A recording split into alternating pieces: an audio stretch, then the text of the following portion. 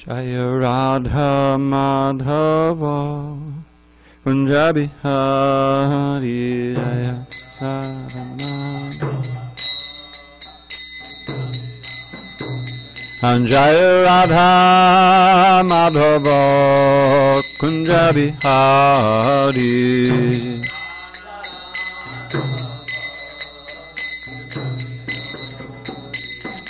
Gopi Janavallabha Girivaradhari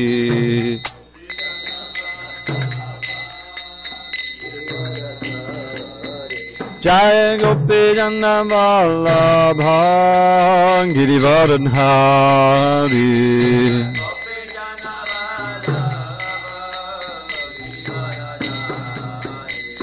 Yashodanandana Brajajana Ranjana Yashodanandana Brajajana Ranjana Yamuna Tira Vanachari Yamuna Tira Vanachari Jaya Radha Madhava Kunja Bihari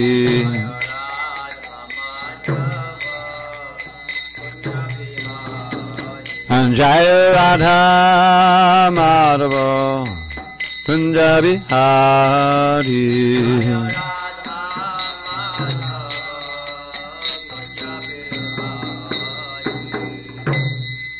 Jai Mr. Pad Paramahansa Buddhadikacharya Ashtottara Tadashi Srimad Divine Grace Srila A.C. Bhaktivedanta Swami Prabhupada Ki Jai ISKCON BBT Founder Acharya Srila Prabhupada Ki Jai Jai Om Vishnupad Paramahansa Buddhadikacharya Ashtottara Tadashi Srimad Divine Grace Srila Bhakti Siddhanta Saraswati Thakur Ki Jai Ananda Koti Vaishnavini Ki Jai Namacharya Srila Haridas Thakur Ki Jai Grantaraj srimadbhagavatam Ki Jai Namaveda Bhakta Vrinda Ki Jai.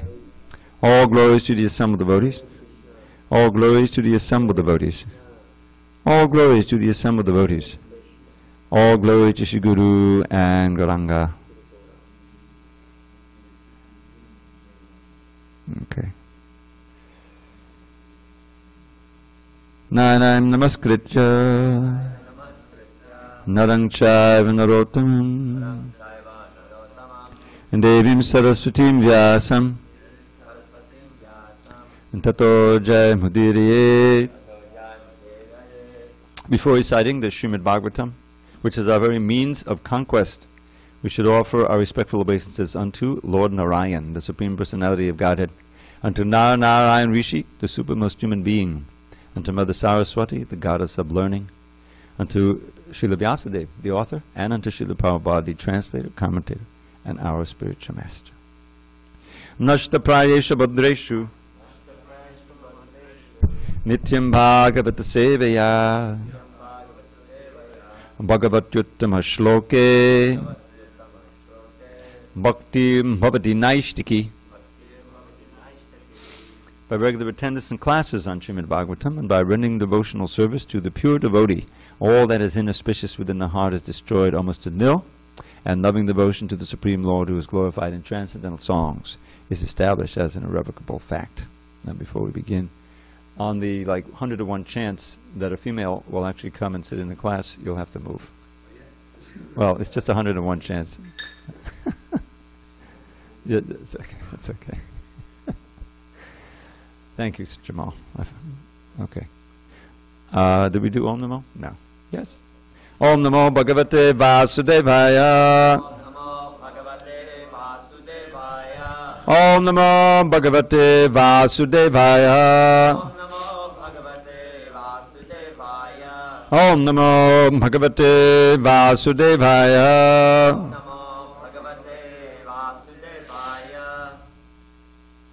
On this 4th day of July 2018 in SanDiego, we're reading from Srimad Bhagavatam, translation and commentary by His Divine Grace A.C. Bhaktivedanta Swami Prabhupada. We are in the 4th canto entitled The Creation of the Fourth Order. Chapter 2, Daksha curses Lord Shiva. Text number 27. Tasyaivam vadatak shapam Shutva dvijukulaya vai Bhrigu pratyasrajat chapam Brahmadandam dhuratyayam Tasyavam vadatak shapam Shutva dvijukulaya vai Bhrigu pratyasrajat chapam Brahmadandam dhuratyayam Tasyavam vadatak shapam Shutva dvijukulaya vai Bhrigu pratyasrajat chapam Brahmadandam dhuratyayam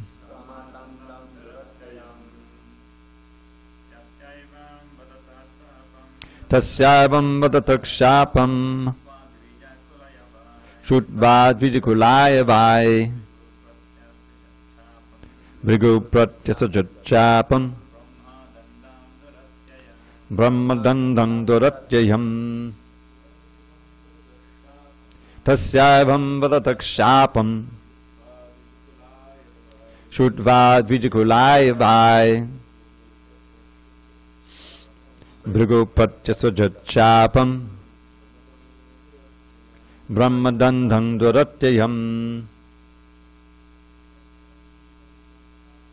Tasyavam vadatak shapam Shutva dvijukulaya vai Bhrigu pratyasrajat chapam Dandam dhuratyayam. Kanai balai. Sasyaivam vadatak shapam Shutva dvijukulaya vai Bhrigu pratyasrajat chapam Brahmadandam dhuratyayam Tasyaivam vadatak shapam Shutva dvijukulaya vai Bhrigu pratyasrajat chapam Brahmadandam dhuratyayam. Thomas, can you chant? Tasyaivam vadatak shapam Shutva dvijukulaya vai Bhrigu pratyasrajat chapam Brahmadandam dhuratyayam. Tasyavam vadatak shapam Shutva dvijukulaya vai Bhrigu pratyasrajat chapam Brahmadandam dhuratyayam. Tasya, his, Nandishwara's. Evam, thus. Vadataha, words. Shapam, the curse. Shudva, hearing. Dvijukulaya, unto the Brahmins. Vai, indeed. Bhrigu, Bhrigu. Pratyasrajat, made. Shapam, a curse. Brahmadandam, the punishment of a Brahman. Dhuratyayam, insurmountable. Translation. When all the hereditary Brahmins were thus cursed by Nandishwara, the sage Bhrigu, as a reaction, condemned the followers of Lord Shiva with this very strong Brahminical curse. So one note, Nandishwara is different from Nandi. Nandi is the bull, Nandishwara is an associate of Shiva. Purport. The word Dhuratyaya is particularly used in reference to a Brahmadanda, or a curse by a Brahmin. A curse by a Brahmin is very strong, therefore it is called Dhuratyaya, or insurmountable. As the Lord states in the Bhagavad Gita, the stringent laws of nature are insurmountable. Similarly, if a curse is uttered by a Brahmin, that curse is also insurmountable. But the Bhagavad Gita also says that the curses or benedictions of the material world are, after all, material creations. The Chaitanya Charitamrita confirms that that which is accepted in this material world to be a benediction and that which is taken to be a curse are both on the same platform because they are material. To get out of this material contamination, one should take shelter of the Supreme Personality of Godhead as recommended in the Bhagavad Gita 7:14. Mame papadyante mayame tan taranti de. For extra credit, who can chant the first line of that verse?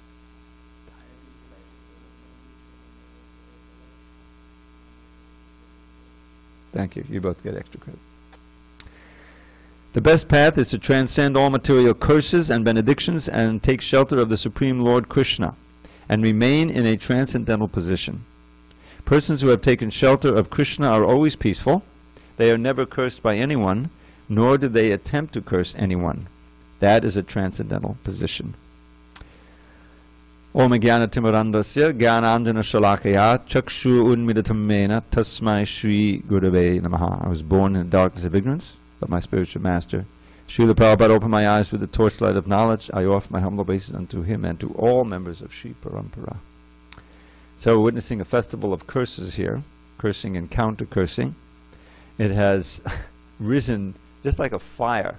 You can say like a fire from Daksha's anger at Lord Shiva, at having given his daughter to Lord Shiva, and he feels that he's been cheated and that he's not a worthy mate. And so he started it all, and then it came back, and now it's coming back, and Nandishwar and Brigu, and eventually it will culminate in a huge conflagration when Sati, literally when she self-immolates, and then Shiva's followers go and execute Daksha, give him a goat's head, and it's very illustrative of the dangers of surrendering to anger. It's kind of like a surrender, you know, when you realize your mind, your heart, everything becomes overwhelmed with this anger and hatred and malevolence, and you do things that you often regret later. So I wanted to go to this verse that Prabhupada references from the Chaitanya Charitamrita first. I made some notes here. Hopefully this will be okay. Bhadra Bhadra. Remember that? Bhadra Bhadra? This is from the Ancha Leela, chapter 4, 176. I believe Lord Chaitanya is speaking here. Dvaite Bhadra Bhadra Gyan Sabha Manodharma. E Bhala E Manda E Sabha Brahma. Mistake. In the material world, conceptions of good and bad are all mental speculations. Therefore, saying this is good and this is bad is all a mistake. Now think about that a minute. I mean, we're devotees of a sort, but we make this mistake all the time, really becoming judgmental about things in the material world, because we're to a certain degree conditioned still, and condition means under the modes of nature, and the modes of nature mean that you take something as bad, something as good, you want to maximize the good and minimize the bad, like that. So I'm going to read this short purport. Krishna, the Supreme Personality of Godhead, is the absolute truth, ever existing with different varieties of energies. When one is absorbed in the illusory energy of Krishna and cannot understand Krishna, one cannot ascertain what is good for him and what is bad. Conceptions of good and bad are all imaginations or mental speculations, material on the material platform. When one forgets that he is an eternal servant of Krishna, he wants to enjoy the material world through different plans. At that time, he distinguishes between material plans that are good and those that are bad. Actually, however, they are all false. And one more reference here, and this is a verse that somehow always struck me as very illuminating. And this is in the 11th canto, in one of my favorite sections, as you well know by now, the Yogendras. This is the first Yogendra, speaking about how to overcome fear. Now, it's interesting because the question by Maharaj Nimi was basically just, what is the ultimate good? How can I achieve it? That whole thing. But he starts out speaking about how one can overcome fear, because fear is the symptom of material absorption. And he explains that in the previous verse, the famous verse about fear. Everyone can eventually know it. Bhayam dvitiya abhinaveshita ksyat isha dapetasya viparyo smriti.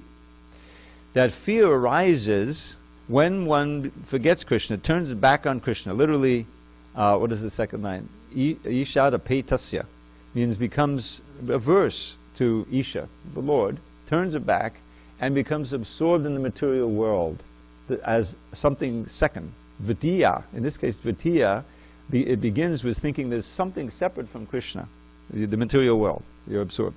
Vayam dvitiya abhinaveshita. Dvitiya abhinaveshita means absorbed in the second thing. Syat brings about fear. This brings about fear, and is characterized by isha dapetasya, turning away from the Lord, turning the back, the face away, forgetting Him, and viparyo asmriti, forgetfulness of Krishna, who we are, of our mission, what's good, what's bad, everything, and everything is upside down. As Akrura says in his famous prayers, Akrura is known for his prayers, and one time I memorized a bunch of them, and I still know a few of them, and this one always stood in my mind. It says, Anityanatma dukkeshu viparya matiryaham, the same word viparya.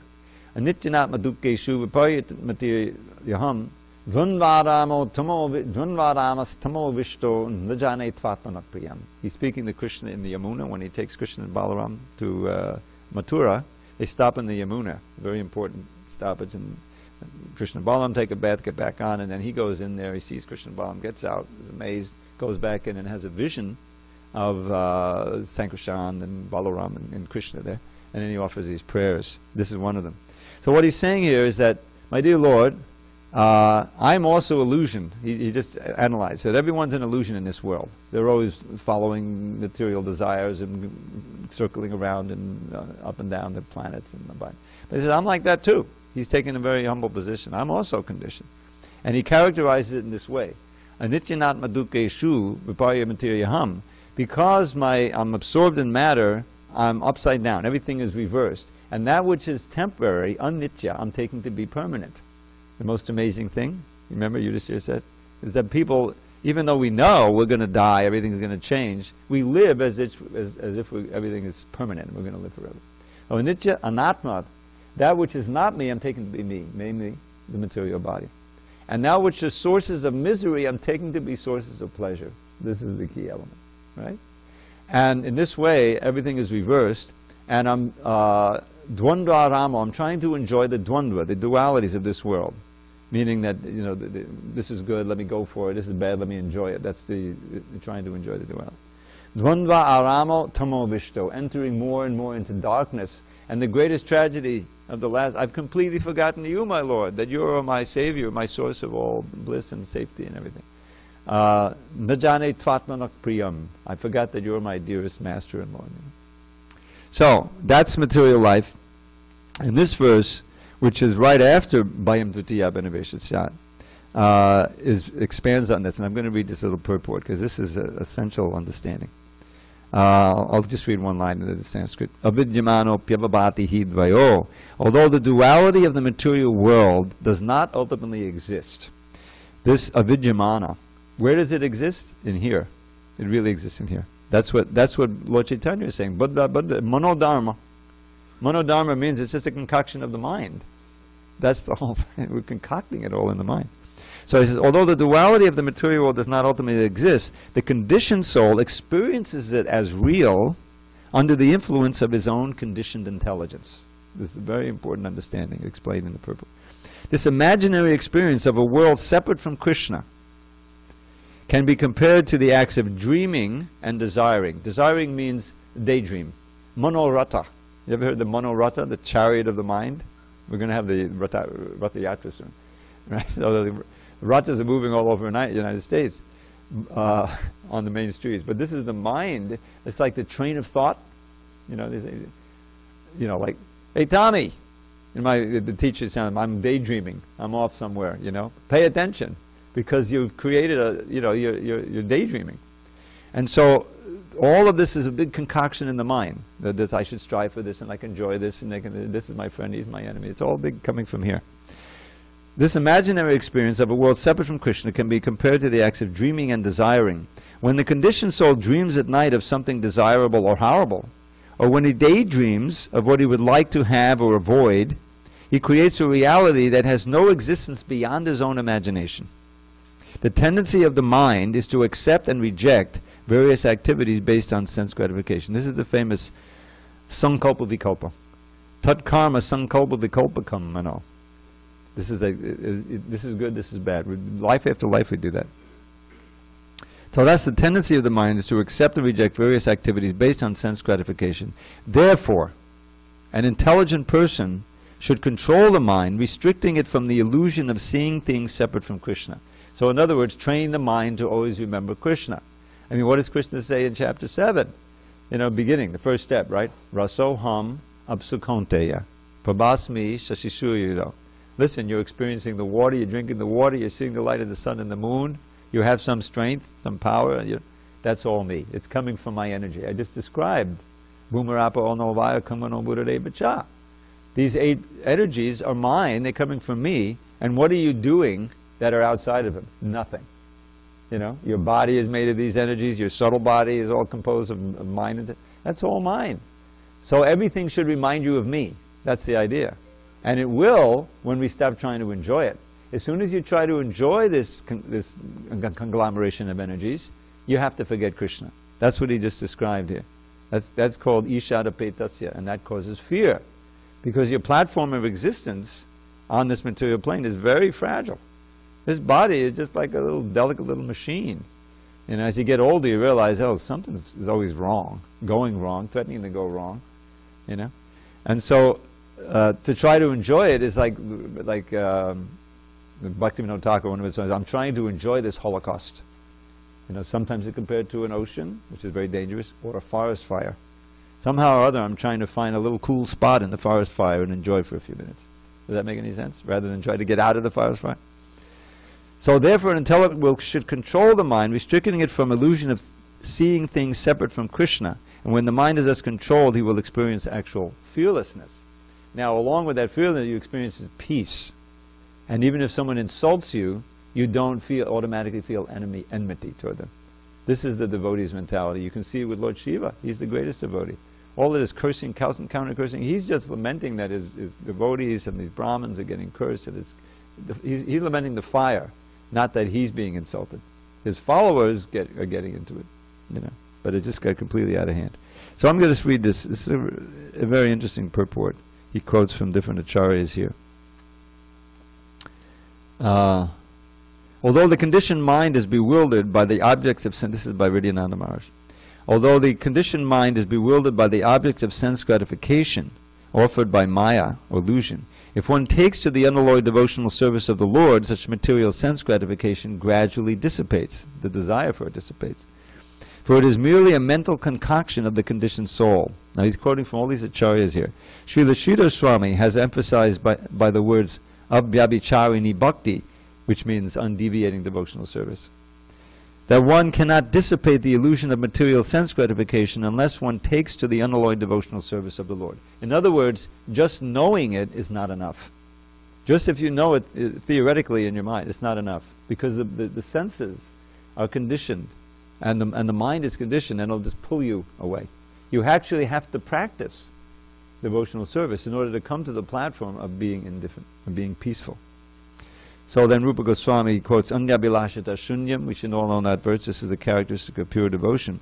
Unalloyed devotional service can't be mixed with material sense gratification or mental speculation. And this is our problem, is that to be 100%, you know, to get all the benefit, you have to really expunge any vestiges of sense gratification, even the thoughts of sense gratification. So it's not easy, but it's doable. The servant must act only for the satisfaction of the master, in other words, only for Krishna. Similarly, Krishna says in Gita, Mame kam sharanam vraja. What's the verse we find? Sarvadharman. Sarvadharman purityajat. His final instruction, give up all other dharmas, just surrender to me, I'll protect you from everything. One must see only Krishna everywhere and must act exclusively for the satisfaction of Krishna, the eternal master of every living entity. Madhvacharya has quoted several verses from Harivangsha, illustrating that the living entity, bewildered by identifying with his material body, home, family, etc., and thus entangled in the cycle of birth and death, accepts phantasmagoria as reality. This phantasmagoria is a very interesting word, you know. I once looked it up. It looks like a plural, but it's a singular. It's one thing. A phantasmagoria. It's not many phantasm. We had that mistake somewhere in our books, editing book.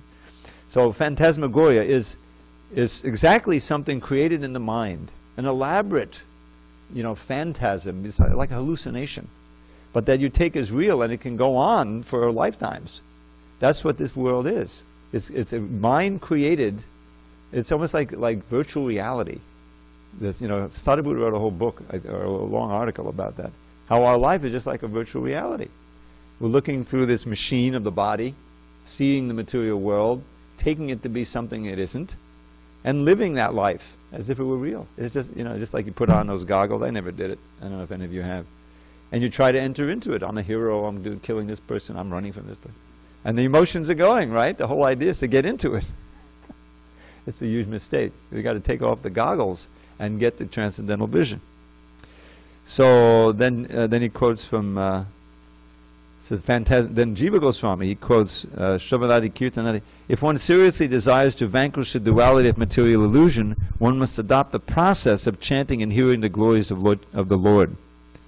Lord Chaitanya also cited the following Vedic reference, Hare Nama Eva Kevalam, Kalo Nasteva Nasteva Gatidanyata. Okay, a little poetry break for the verse. If you want to achieve the supreme goal in life, when dissension, how's it go? In this age, when you want to achieve the supreme goal of life in this age when dissension and chaos abound, there is no other way, there is no other way, there is no other way that can ever be found, but to chant Krishna's name, but to chant Krishna's name, but to chant Krishna's name with a stout-hearted vow, and to pray, O Lord Krishna, O friend of the poor, let my head ever unto your lotus feet bow. That's the Trinada Bhijasana chant. Okay. According to Vedic literature, the living entities of this Kali Yuga are very feeble in their power to understand spiritual knowledge. Okay, all together. Prayenopaya shaksabhya kalavasmin yugejana manda sumanda matayo manda bhagya upadrida. Very important verse, right at the beginning of Bhagavatam, chapter 4, first canto. Their minds are always disturbed. They are lazy, misguided by so many bogus leaders. They are further described in Bhagavatam as niksatvan, impatient and impious, durmedhan, possessed of weak intelligence, and rasitayusha, very short-lived. This is 4th chapter, 1st canto. Therefore, one who seriously wants to overcome the ignorance of material life must surrender to the process of chanting and hearing the holy name of the Lord. Okay, this one we all know. Hare Krishna, Krishna Krishna, Hare Hare, Hare Rama, Rama Rama, Hare Hare. As well as reciting and rendering submissive oral reception to the transcendental literatures presented by the Lord, such as Bhagavad Gita, Srimad Bhagavatam, and Chaitanya Charitamrita. It should be understood that the living entity is completely spiritual and never actually becomes mixed with material energy. Anyone know it? Asango yayam purushaha. The Purusha, the living entity, is never actually associated, intimately with the material energy. We just think we are. Asango yayam purusha. According to Jiva Goswami, although the living entity is Shuddha, pure spirit, he imagines that he's a material creation and thus entangles himself in the network of illusion called Deha Patya Kalatradi, the body, the wife, etc. Vishnu Chakravarti has used the word Manasa Pratyaksha to describe the experience of material life. Manasa Pratyaksha means that which is experienced only within the mind. Pratyaksha is direct experience. So we're thinking we're directly experiencing things, but it's really only in the mind. The actual Pratyaksha is described altogether. Rajavidya, Rajaguyam, Pavatram idam uttamam, Pratyakshavagam dhamyam, susakam kartamabhiyam. When one submissively, lost my place here. When one submissively hears the instructions given by the Lord himself in the Gita, which constitute, now this is great, there's a whole little commentary on this verse describing, which constitute the king of all knowledge, Rajavidya, and the most confidential of all information, Rajaguyam, by associating with such spotless spiritual knowledge, Pavitram Idamuttamam, one can directly experience one's eternal nature, Pratyakshavagaman. By experiencing one's eternal nature, one becomes thoroughly religious, dharmyam, blissful, susukam, and eternally engaged in the devotional service of the Lord, kartamaviyam. That's the 9th chapter, text 2, Rajavidya Rajaguyam. Bhagavad Gita. Yes, pratyaksha. Well, no, this is a one paragraph explanation of that, a verse by Vishwanath Chakrabarti, where he's just going one to the other, that each thing leads to the next thing. See, what I'm reading from is 11th Canto, Chapter 2, Text 38, purport. Yeah, that's it. And but it's interesting you mentioned where the verse is from, because the next verse was quoted. It was originally not understood to come from the Bhagavatam. Anyway, Vishwanath Chakrabarti has quoted the following verse from Srimad Bhagavatam 1087:33. Does that number ring a bell? The 87th chapter. It's the prayers of the personified Vedas. Remember when it came up? We couldn't even fit it on the board. No one could. So he chanted this verse. I'm not going to chant the whole thing. Just the first line. Vijita vashika vayubedadanta manastudagam. Tudagam means like a horse. The mind is like an impetuous horse that even persons who have regulated their senses and breath cannot control. Those in this world who try to tame the uncontrolled mind, but who abandon the feet of their spiritual master, encounter hundreds of obstacles in their cultivation of various distressful practices. O unborn Lord, they are like merchants on a boat in the ocean who have failed to employ a helmsman, no captain. The importance of the spiritual master has already been indicated in the previous verse. The Guru Deva Tatma. Unless one accepts a bona fide spiritual master in the authorized parampara as one's worshipable deity and life and soul, there is no question of controlling the mind or overcoming the duality of material life. Balaram, one of the verses that you wanted to memorize in the Pajavali talks about the mind as a horse, and asking the Lord to curb that mind and hitch it to the post of your lotus feet with the reins of strong devotional service. Bhavod bhava klesha kata kashakatahata paribrahman indriya kapatantare paribrahman imnikata. I forgot the last part of it, but that's the horse of the mind has to be controlled through bhakti. Bhaktisiddhanta Saraswati Thakur has made the following comments on this verse. Control of the mind is a result of living a life of devotional service to the Lord. By influence of fixed devotional service, the accepting and rejecting mind can stop its thirst for sensory enjoyment apart from Krishna. In transcendental Krishna consciousness, there's no contradiction, pettiness, or lack of ecstasy. In other words, it's not like a material object, which always proves temporary and constantly miserable. Having forgotten Krishna, the conditioned living entity is suffering the misdirection and perversion of his own so-called intelligence. The living entities are fragmental parts of the supreme shelter, Krishna, but have fallen from Krishna's kingdom of spiritual pastimes. Whoa! There's Bhaktisiddhanta Saraswati giving us a direct fall description there. The living entities are fragmental parts and parcels of the supreme shelter, Krishna, but have fallen from Krishna's kingdom of spiritual pastimes. Okay. Because of forgetting the supreme Lord, they become prone to sinful life and turn their attention to dangerous material objects which fill them with constant fear.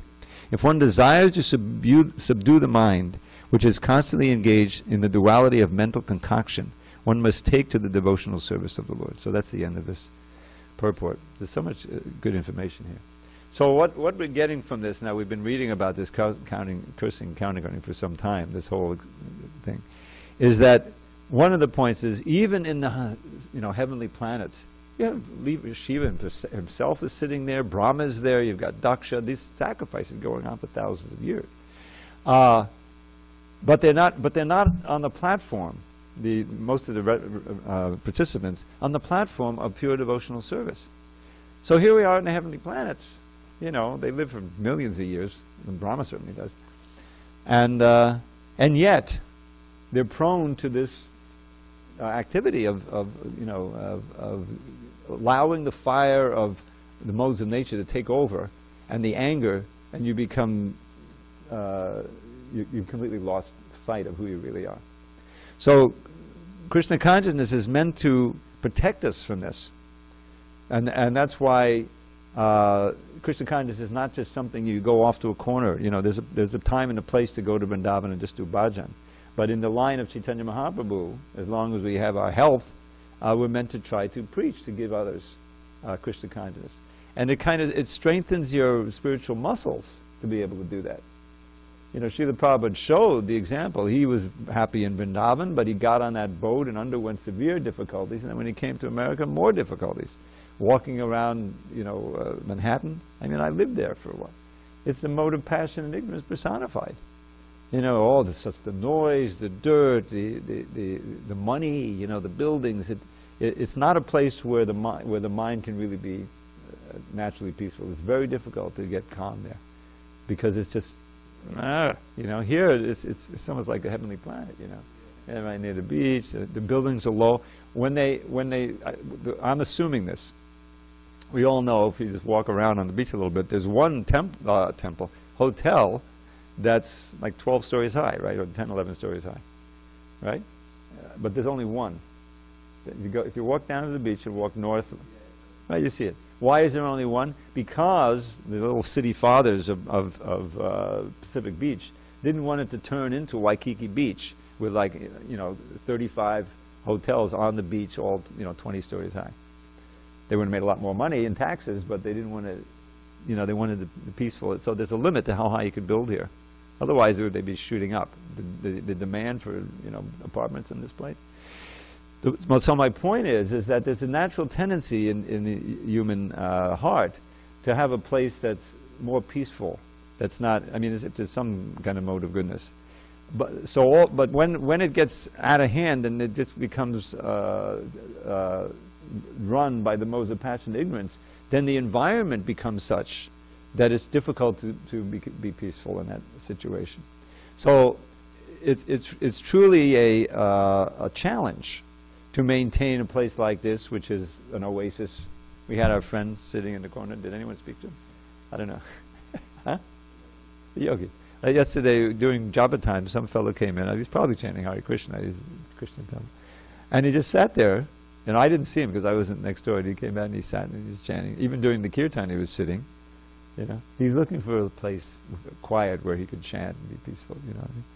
So that's we create that atmosphere, and we should maintain it, because that helps us also be peaceful.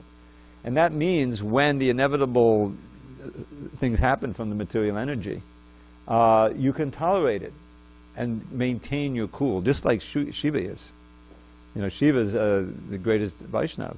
You know, all of the cursing and counter-cursing and insults, he wasn't happy, and he's going to leave. I think in a couple of verses he leaves, because it goes back again, and more cursing. And he's unhappy about it, but he doesn't get wrapped up into it. When he gets angry, the whole universe is destroyed, so, you know, he needs to keep his cool. It's described in the 5th canto. I remember editing this, that Ananta Dev, you know, at the bottom of the universe, he's holding up all the universes on his hoods. You know, there's that whole scenario. So when he becomes a little angry that all the conditioned souls haven't gone back to Godhead, they just keep, then the fire comes from his mouth, and the destruction, the annihilation is about to happen. Nobody dies, but they lose their physical bodies for some time. So just back to this essential verse. If you're interested in really, you know, thoughtful contemplation here, 11.2.38. This is describing extended translation. But the whole idea, and we see this again and again in the 11th canto, in the Uddhava Gita, where it's described as, you know, basically unreal. Remember our verse 5 times? Some of you have been around for a while. There's one verse that's 5 times, experienced 5 times in the Bhagavatam. You weren't here. It was in one verse it's a little changed. Let's see if I can remember. This very word is there, avidyamana, but oh God. Avidyamanopi. That's right. Arto avidyamanopi sangsati nanavartate. Sangsutir nanavartate. Arte avidyamanopi sangsutir nanavartate. How's it go? Dhyayato vishayam, thank you. Dhyayato vishayanasya. And then swapnato naiva, just as yata swapnavato yuna, something like that. Oh God, my brain is going. So what it says is that in truth, in reality, arto avidyamanepi, that this world is not real, not really real. Krishna says, nasato vidyate bhavo. Nasato vidyate, of the asat, there's no actual existence. Now, it exists in this sense, but not what we think it is. All this earth, water, fire, air, ether. We've created this idea that this is pleasing, this is not pleasing, and all of this, but it's really just Krishna's energy. So you say it ultimately doesn't exist, meaning you shouldn't get absorbed in it. But those who are, straight out of the Gita, absorbed in meditating on the objects of the senses for sense enjoyment, the miseries, the samskriti, birth and death, do not cease, just as the suffering in a nightmare doesn't cease until you wake up. So Krishna a lot of it is just waking up to the reality. We've been sleeping in the lap of the witch Maya for millions of births, under this illusion that we're this body, and human life is rare enough. In lower bodies, there's no chance. So covered over, you identify with the dog body. Just try to visualize that, what that means. I mean, having experienced a human life, with intelligence and all of these things, and then it's all covered over, and you're just a dog, and you're concerned with, where's something to eat, and is that a friendly dog, or whatever it is the dogs think about, and that's it. And that's high, consciousness compared to some of the slugs. Every mosquito, every bacteria, they're all originally children of God. So it's a dangerous situation. It all evolves. It's all a question of consciousness. That's what determines the body. So what you think about is what you become. And so if we always think of Krishna, we won't become Krishna, but we'll become Krishna-like, meaning we'll have spiritual bodies, and we'll be with Krishna eternally in the spiritual world. And even in this plane, we'll see things in a different light, as Krishnas. We're Krishnas, this is all Krishna's energy. And not be whipped around by the dualities of this material world. It's a very worthy goal to achieve. Okay, I'm kind of over time. Any questions on any of these points? Balaramji.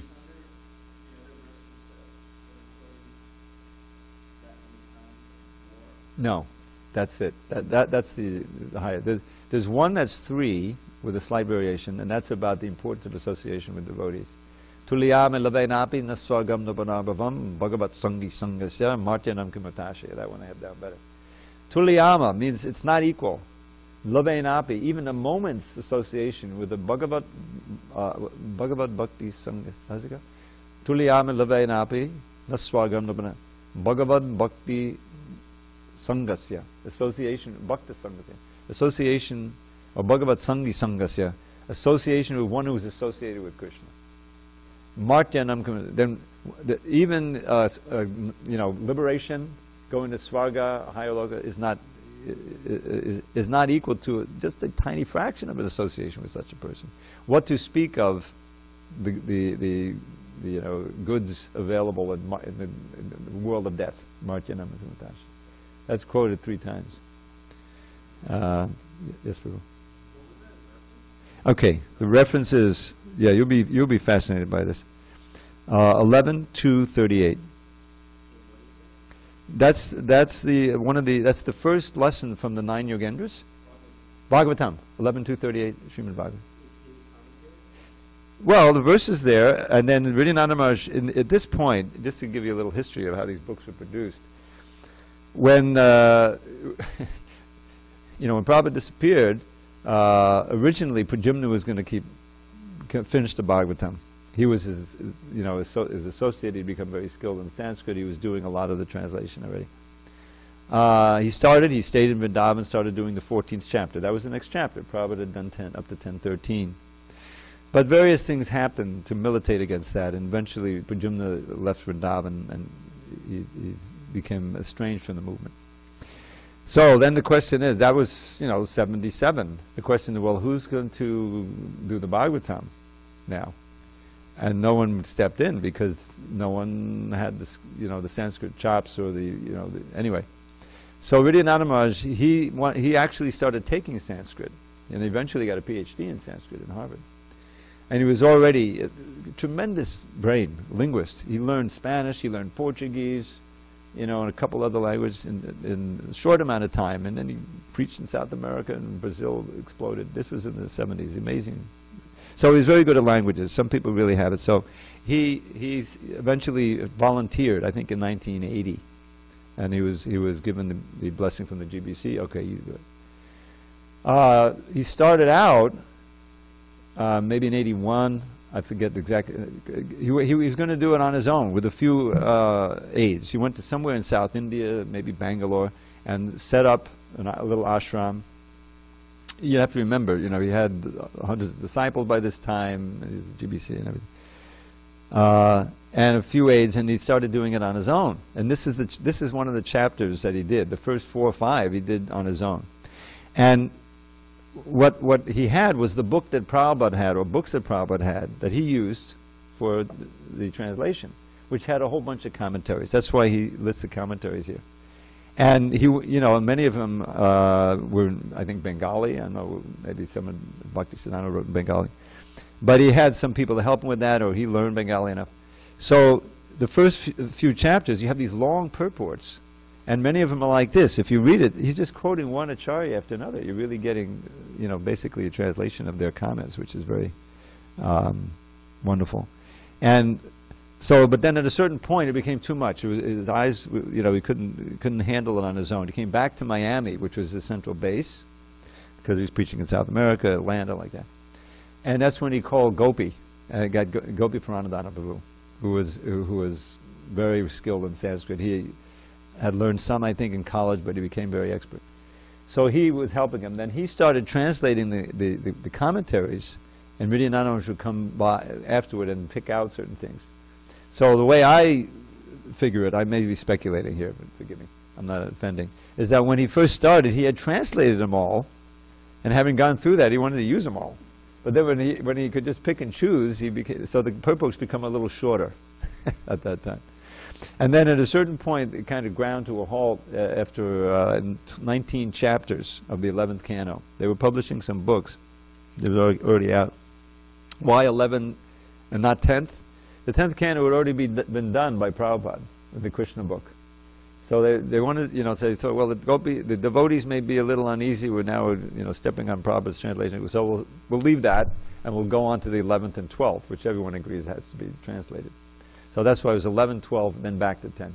And that's how we did it.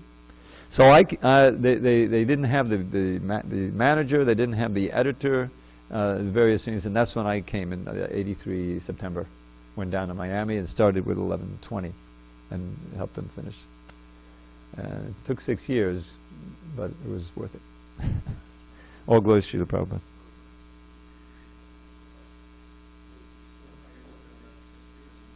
It was 6 years. Yeah, for 6 years.